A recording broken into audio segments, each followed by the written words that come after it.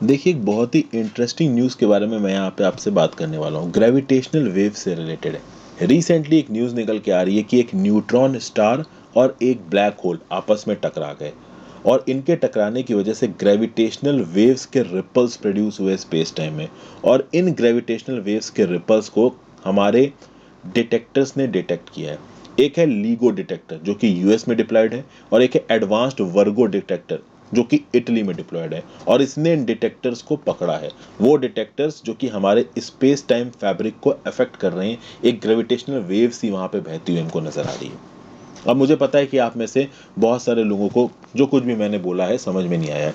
सबसे पहले तो मैंने कुछ ऐसे शब्द बोल दिए जैसे कि ब्लैक होल बोल दिया, मैंने आपको बोल दिया न्यूट्रॉन स्टार। तो आपको पहले बात शायद यही ना पता हो कि ब्लैक होल क्या होता है, न्यूट्रॉन स्टार क्या होता है। कुछ लोगों को पता होगा कि ब्लैक होल एक ऐसा ऑब्जेक्ट होता है जिसकी ग्रेविटी इतनी ज़्यादा तेज होती है कि वो सब कुछ को अंदर खींच लेता है। यहाँ पे बेसिकली इस पर्टिकुलर थ्योरी से, इस पर्टिकुलर ये जो ग्रेविटेशनल वेव्स का डिटेक्शन है, इससे क्या पता चला है? इससे ये पता चला है कि पूरी दुनिया में, दुनिया तो नहीं कहना चाहिए, पूरे यूनिवर्स में ऐसे बहुत सारे बाइनरी सिस्टम्स हैं। कौन से बाइनरी सिस्टम्स? जहाँ पे एक ब्लैक होल एक न्यूट्रॉन स्टार के बहुत पास है। अब हम समझते हैं कि न्यूट्रॉन स्टार क्या होता है। देखिए, हमारा जो सन है, हमारे सन का जो मास है, हमारे सन के मास से कम 10 से 25 गुना बड़ा सन। ओके, हमारा सन एक स्टार, ऐसे बहुत से स्टार्स हैं, तो हमारे सन का जितना मास है इससे कम 10 से 25 गुना बड़ा स्टार जब पूरी तरीके से कोलैप्स हो जाता है, उसके अंदर की जो हाइड्रोजन है वो पूरी एग्जॉस्ट हो जाती है, और उसके अंदर मेटल क्वांटिटी बहुत ज़्यादा है। तो एक समय ऐसा आता है कि एक बहुत छोटे से डायमीटर वाले स्फीयर के अंदर वो सारा का सारा मास इकट्ठा हो जाता है, और फिर वो एक ऐसा स्टार बन जाता है जिसकी इनफाइनाइट डेंसिटी है। ये आपको यहाँ पे एक न्यूट्रॉन स्टार नजर आ रहा है, और वो न्यूट्रॉन स्टार एक ब्लैक होल में घुसता हुआ नजर आ रहा है। न्यूट्रॉन स्टार और ब्लैक होल में क्या फर्क पड़ता है? जब ये सन एक न्यूट्रॉन स्टार के सन से भी बड़ा होगा, जैसे हमारा सन है, उसका खुद का एक सोलर मास है, हमारे सन से 10 से 25 गुना बड़ा अगर कोई सन होगा तो वो न्यूट्रॉन स्टार में कन्वर्ट होगा, और उससे भी बड़ा अगर कोई सन होगा तो वो ब्लैक होल में कन्वर्ट करेगा। तो वो स्टार्स जो कि कोलैप्स हो के अपनी डेंसिटी को कंसंट्रेट कर करके ब्लैक होल में कन्वर्ट नहीं हो पाते हैं, वो न्यूट्रॉन स्टार में कन्वर्ट हो जाते हैं। और जब ये न्यूट्रॉन स्टार ब्लैक होल से मिलते हैं तो कुछ इस प्रकार का दृश्य बनता है। एक छोटा गड्ढा नजर आ रहा है आपको यहाँ पे, और एक बड़ा गड्ढा नजर आ रहा है। वो बड़ा गड्ढा ब्लैक होल है, और जो छोटा गड्ढा है वो न्यूट्रॉन स्टार है। और जब ये आपस में नजर आ रहे हैं, आप बहुत अच्छी तरीके से देख सकते हो कि इसके आसपास का जो स्पेस है उसका फैब्रिक पूरा हिला हुआ है, और इस स्पेस में टाइम भी इफेक्ट होता है। तो स्पेस फैब्रिक के अंदर ये जो रिपल्स निकल के आती हैं इतने मैसिव ऑब्जेक्ट्स के टकराने से, इनको ग्रेविटेशनल वेव्स बोला जाता है। ये रिपल्स कुछ इस प्रकार की दिखती हैं।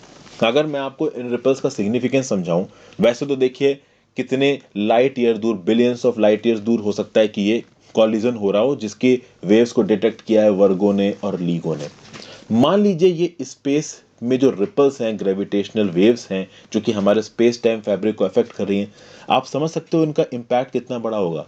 मान लीजिए आपके घर में 2 कमरे हैं, और अगर ये स्पेस की ग्रेविटेशनल वेव वाली रिपल बहुत तेजी से आपके घर से पास होती हैं, तो एक कमरे में आपके जो टाइम हो सकता है कि दूसरे कमरे में आपका टाइम बदल जाए। जी हाँ, मैं बिल्कुल सही कह रहा हूँ। हाँ, हो सकता है कि आपके एक घर के एक कमरे में 9:15 बज रहे हो, तो दूसरे कमरे में 9:30 बज रहे हो। इन ग्रेविटेशनल वेव्स में इतनी ताकत होती है।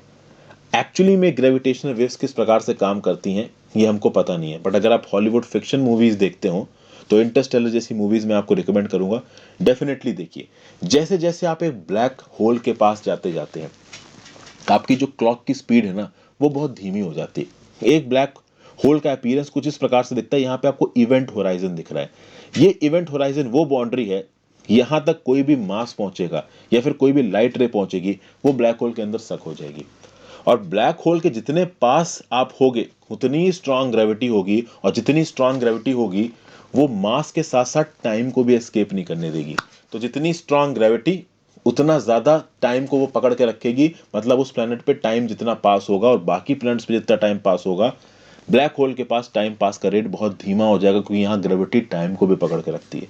तो बेसिकली जो स्पेस टाइम फैब्रिक को डिस्टर्ब करने वाली ग्रेविटेशनल वेव्स है ना, इसी रिस्पेक्ट में यहाँ पे डिस्कवरी की गई है।